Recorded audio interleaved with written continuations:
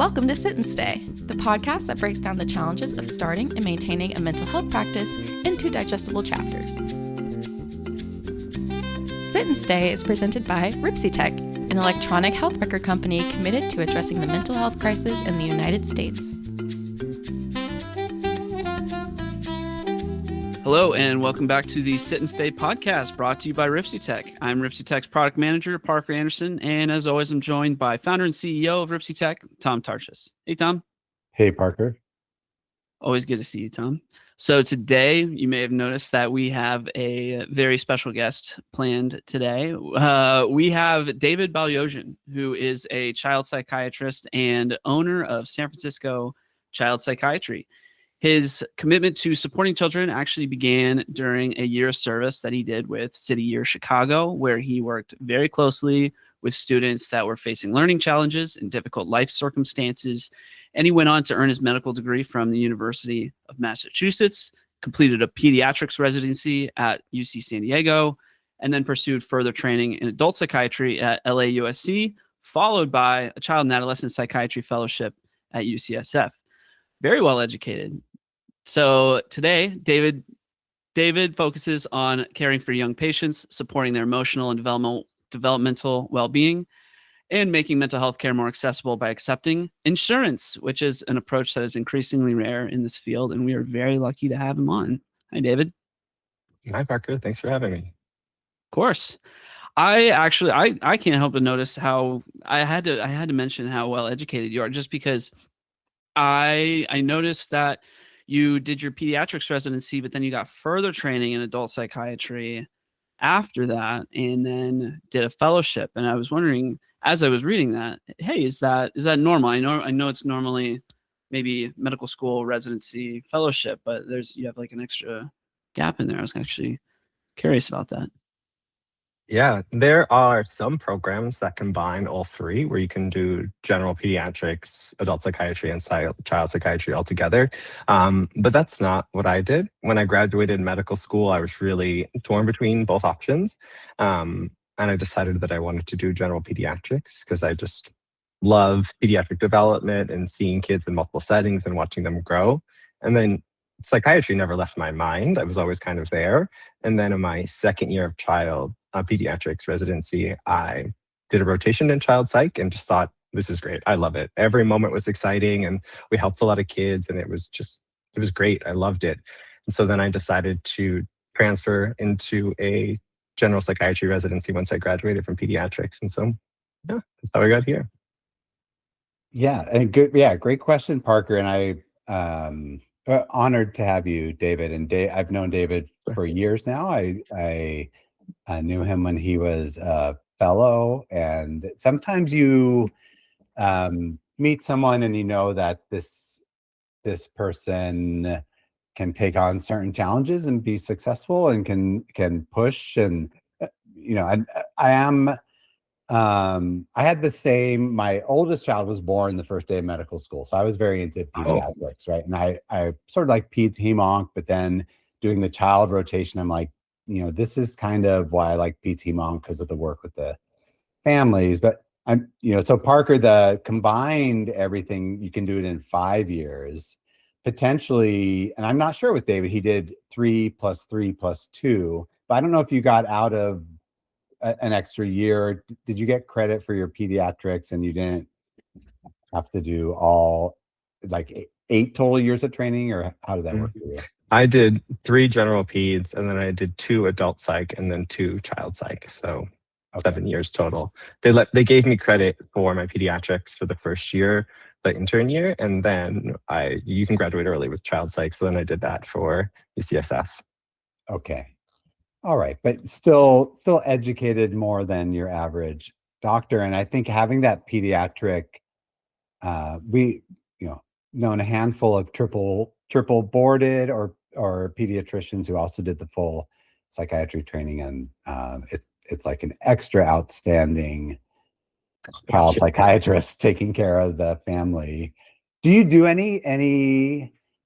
Yeah, and everyone I've met, though, none of them actually do child visits or pediatrics, but do you incorporate any of your pediatrics Yeah. I mean, I definitely take some more complicated cases, like kids who have genetic syndromes or kiddos who have more complicated medical things. Whenever one of those crosses my path, I always take them because I feel like my training is really useful in those settings. Because there's just things that you learn being around all of those.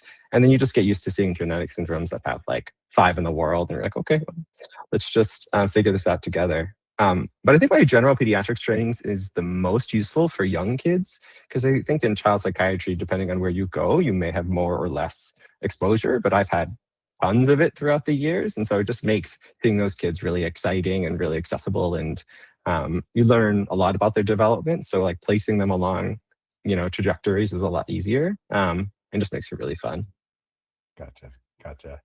Awesome. Yeah. And then, so we always ask our guests, like, where was what sparked the mental health interest? And it feels like it was this rotation you did during your pediatric training. But when did you know you wanted to be a doctor, or was there an urge earlier on in your life to work with kids or families, or any memories on that? Oh, yeah. Well, I mean, I'm Armenian, and my dad always told me you should be a doctor or a lawyer. So it was like, the expectation from day one.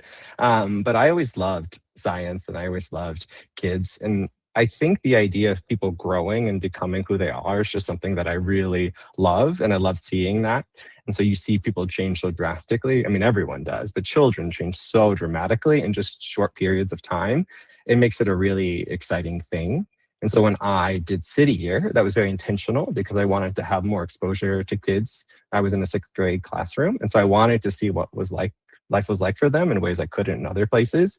And then, I mean, yes, the education was really important, but all of the behavioral concerns were real barriers to kiddos being able to do stuff. And, once some of my students were able to get past that, their learning just skyrocketed, and they did so well. And that's just such a rewarding thing to see, where you can put in a little intervention or maybe a little bit more intervention, and kids just do really well. And that's always been exciting, and that's always something that I love. So it just kind of took me all the way to child psych. Awesome. Yeah. Well, and I know we've talked, it is, resiliency tends to be higher the younger you are. So you can sometimes come in, at the younger ages and make some changes that really have drastic impacts on people's lives. And well said. And glad that pushed you in this direction.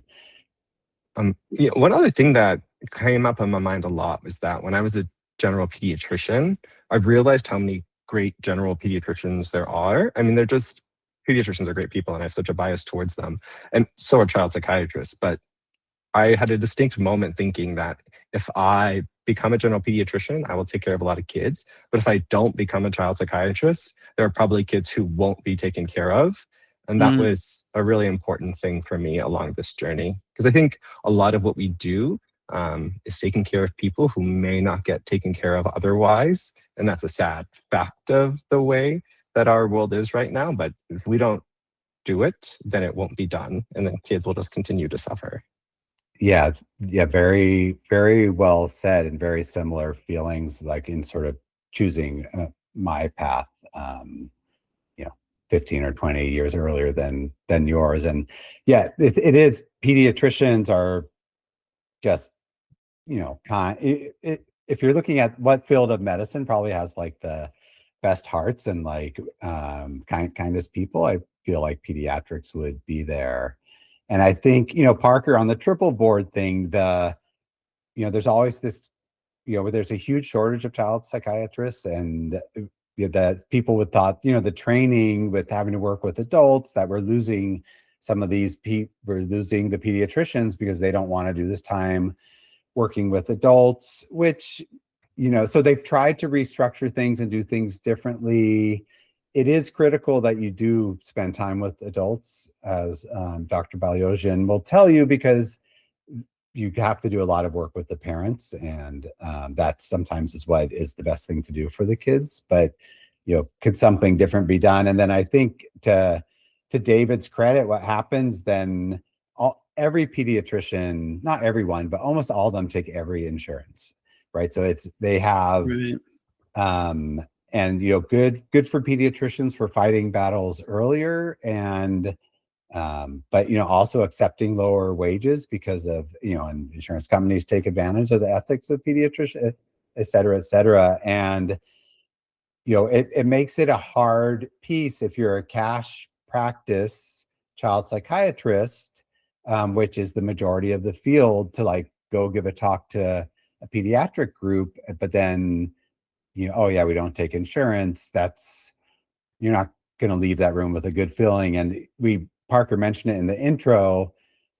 David is only one of 2 people I know who right out of fellowship started a practice and did the fights to take insurance, started right, I think even before you graduated. And that is a unique like strength and individual to even be willing to do that. And I wonder if it's the pediatrics background or if that had anything to do with that decision to take on that onerous battle.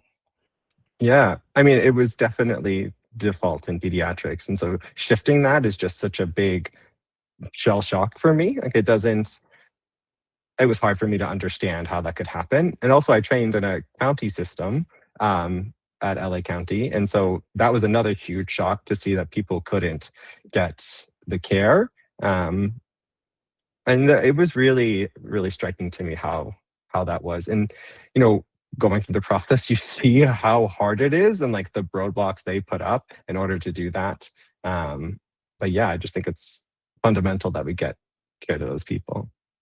And yeah, Dave, tell us, it seems like you do work at UCSF also as faculty, but a lot of our podcasts and we do a lot of content for people who want to start their own clinic. And we've talked about, how do you balance multiple jobs or that division of labor? And tell us when you knew what your plan was after graduation and, what motivated you to start your practice. And well, I also work at the County of Alameda, so I see patients there. Although I'm able to have a day where I can work at UCSF and then my private practice. So you have to find a way to get the calendar time in there. But I think what I did was pretty intentional. So I think when you work at a university, you're just around more education and you're around more people who are doing things, and just the osmosis is really helpful to learn about new things. And going to a meeting with all of the psychologists in the autism center is super helpful, and talking about the cases with the other people doing research on it. Like I think there's a lot of value to that. But that's not something I could do full time for many reasons. And the county is a really rewarding place where you take care of a lot of people, and again, people can get a lot better. But starting a private practice is, especially insurance-based one, is a lot of work. And so I think, I kind of worked a lot of nights and, weekends to figure things out. But then I think at some point I realized that I just had to hire someone to help. And so, you connected me to a lovely person who makes a big difference and helps me do a lot of things. Because as you grow, you have to think about the opportunity cost of all your time and how to prioritize those things and have people help you along the way. Because that's another skill that you don't quite learn in residency. Like no one teaches you how to value your time in that way and how to help get people to help you do the things you need. Yeah, well, no, great. Yeah, great comment, right? So always people who start a business are going to work extra long hours and have that commitment. But there is, well, and David is still in the weeds and doing a lot of the phone calls. And I think as someone, fighting for what's right, like that, a lot of that's your nature, but learning when, hey, actually, maybe I could find someone else to be on hold for 45 minutes when they deny this claim. Like maybe that's not the best use of my time. And, yes, and there's some interesting frustrations, and David and I share a lot of, at the end we do business moment of the week, and a lot of the business moments, David and I, we talk about a lot of the insurance things that just seem unbelievable. But yeah, how is your life balance now with your 3 different entities, and yeah, although part of me feels like, there are some people that the balance needs to be a little bit flipped more into interesting work things is actually part of the balance. But how do you feel you're doing almost 3 years? How many years out of graduation now? It'll be 2 in June. Oh, only 2. Well, when I have a hard day, when I'm trying to figure something out, and then I see a patient, it just always makes me happy. And it's just always a rewarding experience. So I don't end my days particularly tired. I mean, there are ones that are hard, but seeing people revs me up and gives me more energy and makes things more exciting for me. It's downtime that I have a really hard time with. Like if I just have nothing to do, I'm going to go, no, I can't. I don't know what to do. I just start walking in circles. It's like I have to do stuff all the time. And that's really, that's a helpful natural skill to have, I guess. Is that during work hours or just all hours of the day? I have to just like turn things off at 7 and say like 7 p.m. is a good time. Like this has been 12 hours, David, you can stop. So I have to do that. But I don't miss out on anything. Like there's nothing in my life that I want to do that I can't do. There's no weddings that I have to miss. There's no birthdays I can't go to. There's no trips I can't take. You just have to be smart about your time and learn how to strategize things. But yeah, I don't think I've missed out on anything doing all this stuff. And I think without the private practice, I would be missing something. Like starting a company and increasing access are really important, rewarding things. So yes, it is long hours, but I wouldn't have it any other way. Well said. And do you foresee like SF Child Psych ever looking to, I don't think we've ever talked about this, like, but potentially being a Medi-Cal clinic or taking some Medi-Cal patients in your practice? Is that something thought about or like to do, or? It's definitely possible. There are a lot of other complications, like business-wise, on how to take that and how to get enrolled in different rules that I don't fully understand right now. But down the road, that would be a great thing. I think I've taken 4 insurances now, and then I went for the 5th one. I tried to do something with Kaiser, and I just ran out of energy. And that's all we can do right now. So there are plans to expand more, but when is a tough question. Yeah, and it's a different. It is a different. I don't know how to. Different frustrations, more on bureaucracy, care access versus fighting for fair and reasonable pieces, and we're mired in barriers, ridiculous barriers to trying to get our status in Alameda County active, but I'm hopeful to get resolved this year. But yeah, anyway, separate podcast. Can you tell us a little bit more about like the fight, quote unquote, fight to take on insurance companies, especially as somebody who kind of came out of the gate starting a practice and taking insurance? Is that something that you would advise other people to be doing more? Oh, absolutely. It's scary because you're talking to multi-billion-dollar companies, and then you fill out this form that takes you a while to figure out, but then whatever, it's not particularly challenging. It just takes a little bit. And then they send you these rates that are just laughable. A half to a third of what my final rate was. And then you respond to them saying, thank you very much. However, this does not meet market standards for this area. I would request more. And they just say, no, that's it. And you just get hard no's or you get rejected. And so it's pretty shocking to just be like, oh, okay, I guess that's it. But to know that that is not true, right? And you can continue to push forward and continue to negotiate with them, which is just something you don't do as a physician. Like being told flat no, and then just saying, never mind, I'm still going to negotiate is really hard to adjust to. But once you do it, you realize how rewarding it can be. And there's this whole other world of learning how to negotiate, trying to find what they want, trying to find what you want, how to get that all together, and how to say something in a way that's going to be a benefit for them and a benefit for you. I could not have done it without Tom. That's first and foremost. But it's tough, but it's also, I think it's really fun.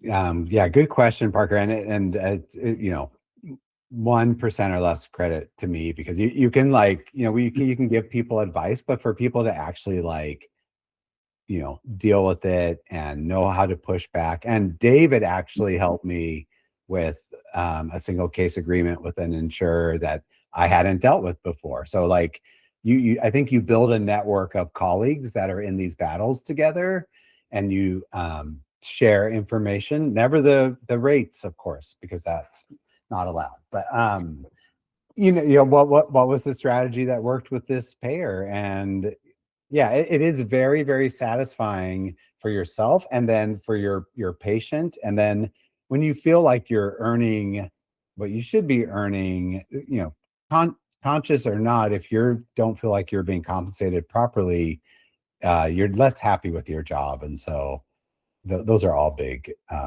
pieces. But yeah, so I thought, I was in my mind, I'm like, has David been out like 5 years? It's less than 2, but that's how much skill and he's accomplished thank you. so quickly. I also look at these things as whenever I don't know what to do, I kind of think about what value it is that I'm defending, or what value it is that's in action in this moment, and use that to propel forward throughout all of these things. And so when you get the next step forward, or you sign a contract, it fulfills so many of the underlying goals that I have, that it becomes that immediate reward of being able to see more kids that you wouldn't be to otherwise, or bring on more doctors to help take care of them. So yeah, I just think in medicine, we get this message that insurance is just so big and strong, and they don't teach us how to bill. Nobody teaches us how to negotiate. It's all just come work for the university afterwards. And so when you graduate, trying to learn that is really tough, but it's not particularly too complicated, I think, for most physicians or providers to figure out. Like, we can all do it. You just have to adjust mentally to it. Well said. Anyone who's done graduate training to be a mental health clinician, you can do it, right? There's a fear factor that's been propagated that working to take down. Well, David, in this, you've been out almost a couple of years now. Are there things in the mental health field that you would change, other than the barriers to insurance and care? Anything else? Well, I mean, there are so many ways that the field can grow. I think one thing that strikes me is that when somebody calls my office and they see me or somebody in my network, I've got this list of therapists that I work with that are all great, or other psychiatrists I refer to, right? And then when they call your office, they get the list of people that you work with, right? And I would love it if there's just a more centralized place where everyone can actually see who's available doing what work, right? I have a 9-year-old autistic child who has issues with anxiety or aggression. Wouldn't it be great to just plug that in and get a real list of the people in your area that could help you, rather than just everyone saying autism on their little form that they submit to insurance? That would really help a lot of people. Yeah. Right. So theoretically, you could go to your insurance and try to do that, but the list you get will not be accurate. There are some groups that have tried to do that, and a couple who are still trying. But yeah, it's such a fragmented world, and because there's so many cash practices, there is still this competition between different mental health clinicians, I think, for patients, that makes some people not want to be on a certain list or not want to collaborate. And that is a sad piece to this, but that maybe AI, maybe we can look at something with AI to do better there. But there are lots of positive things happening in the field, like child psychiatry is becoming a top fellowship and path for medical students, which is great. There's less stigma. But anything you're really excited about in the mental health field or child psychiatry right now? I think TMS is just astounding. And, the SAINT protocol from Stanford is great, right? And people have been really helped with that. And, sometimes it's expanding down to children, but not a ton. Like UCSF is doing an OCD study, and I'm sure there's similar things. But when that expands, I think that could be a really great thing for a lot of people, because some of the evidence for that, at least in adults, is the best I've seen. And I can't wait to see that grow. Yeah, no, I think that's very true for adults, and there is interesting, the studies aren't panning out as well in kids, and I think you actually, talked about it already, and that's because the interplay of parents and family and other barriers, is anyway. That's just a theory, but definitely the studies are not, with the current trying to take the protocols even with teens, it's not panning out like it does in adults, which will be a good problem to solve or to see what happens. But I think we're missing, it's the same thing where we can't find a medicine that works for our autistic kid. Well, does anyone talk to the parents about putting in structure that we're missing these other pieces with kids? But oh yeah, I think when I started fellowship, family therapy was not something I totally understood, because it is so very challenging. And then the more that you train, the more you realize that the system around the child is either very, very helpful or reinforcing some less useful behaviors, and educating families. And I feel like every parent that comes across me gets sent to a parent coach, because I just think it's infinitely helpful. And many times that you see, especially young children having a really hard time, the family intervention makes more of a difference than anything else. And that's a great thing. I would ask kind of slightly tangential question, primarily about marketing, actually, like marketing in practice, because you mentioned a lot about referrals to other people, or maybe people referring to you. Has that been kind of like the primary way of people finding you, or have you kind of dedicated other resources to being discoverable? I asked ChatGPT to make me a list of all the pediatric offices in the area, and then I called one after another and see who would answer. And one group did, and that was great. Actually, a few did. So I met with a few of them, and that's grown some good relationships. And then therapists that you work with, once you work with one person and you chat with their therapist, they're really excited to see another psychiatrist. And so then that grows. And so word of mouth ends up being a very big thing. I think I don't understand marketing in that world, and I don't know how to do that. And I feel like I don't know how to translate what I do into, an ad for somebody else, or how to make that known. That's pretty tough. Also, when you start a practice, it's you, right? I was the first doctor. It was Dr. Balyozian, and then I have two great people that started with me. And when they came on, they made names for themselves, and everyone really liked them. And so it takes a stepwise fashion to grow that. But that's so slow, and there's so many people that aren't going to find us through that way. But it's worked so far. Yeah, well, and once your reputation gets around as being good practitioners, or even kind, and taking insurance, everyone throughout 70-mile radius probably knows San Francisco Child Psych, or that there's this group, and right, and you're full, David, and you have a wait list. And before we started, it's thinking about growth plans and continuing to expand access. And happy to share mistakes I've made so other people don't make them, and when you're getting ready to do that growth. But so there is, and then it's really going to take off, right? It's been less than 2 years. You've got a wait list with 25 people on it already. Soon that wait list is going to be 200 people.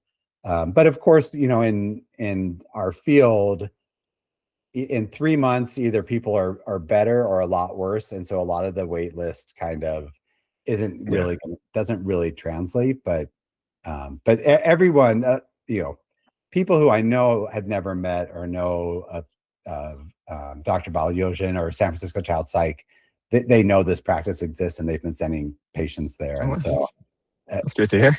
Just having a good reputation and being kind gets you, well, depending on how fast you need to, it will get your trajectory going. But that's great to hear. Thanks. And I don't even know if on your website, do you do the like review us on Yelp?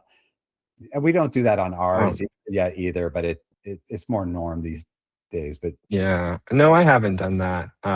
There's always that, like, I don't know, a family that I'm worked really well with, would you mind writing something? That feels a little tough for me to do.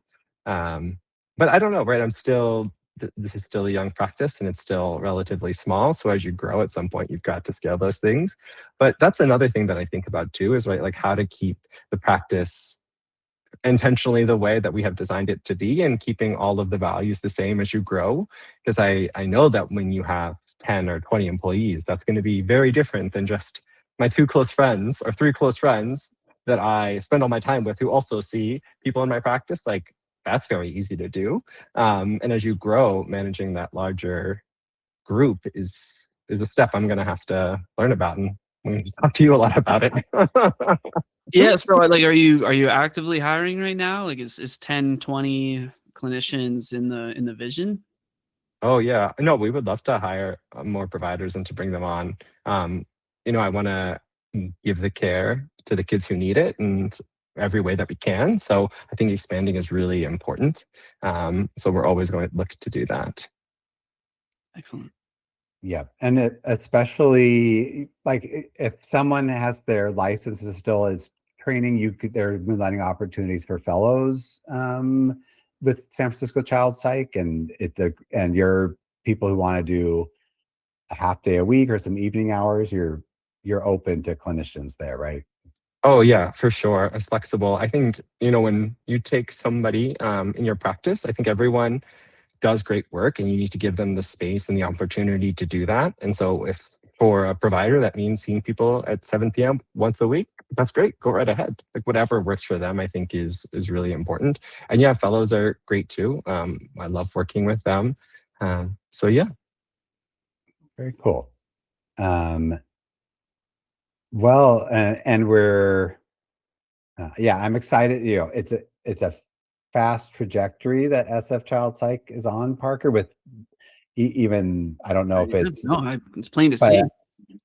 I'm happy to see David's success and excited to see that as in a couple more years where San Francisco Child Psych is David spending 20 hours a week managing employee situations, because sometimes the group of mental health professionals may be good at caring for patients, but as employees, things are different, and then you cross the line where you're not the person who worked for Citicorp and is doing good work on behalf of kids. All of a sudden you're the man, and then people are going to rail against you, and anyway. That's going to be fun. Happy to guide you through those pieces. Yeah, thank you. That was definitely not in fellowship. No one trained me on that one. Cool. And anything else, David, you'd like to mention, talk about, share about your group? We're so appreciative of you giving this time for us. No, thank you. I just think the real takeaway message is that you're thinking about taking an insurance and want to have that part of your practice, then do it, right? You don't lose anything other than some time if you try. And if you negotiate and it goes nowhere, okay, like that's it, right? You don't get put on some list somewhere saying you can never talk to insurance again if it goes wrong, and they're not going to remember. Like, it's fine. So I wouldn't hesitate if you're thinking about that. And Tom has been a great role model throughout this entire time, and his business help has been so helpful, and really has been fundamental. So Ripsy is a great company to partnership with in order to get that done. And I just don't ever forget that you are on the right side in mental health space and trying to take care of people. And that is really important. And you can do it. Very, very well said. Very well said. And I think, thank you. Yeah. maybe we're hopeful to do a presentation with San Francisco Child Psych and another great group on the East Coast, Boston Psych, which is the only other group like David who's started. And I think we should pull out our emails and see who has the most emails that say these rates are final, and then how many times. Oh God. Yes. Just a bold-faced lie. Like, I just laugh out loud. I'm like, come on, that's not true. Well, David, it's been a pleasure. Thank you so much for coming on the podcast with us today. It's been very, very, very interesting listening to your whole journey, and I feel like I'm walking away from this conversation feeling inspired in my own way. So thank you. Well, I'll go ahead and close out the episode. That was it for this week's episode of the Sit and Stay podcast, brought to you by RipsyTech. If you enjoyed the episode, we would love a rating and review wherever you're listening. If you want to get in touch, email us at sitandstay@ripsytech.com. All right, David, Tom, I'll see you next time. Thanks, Parker. Bye. Bye.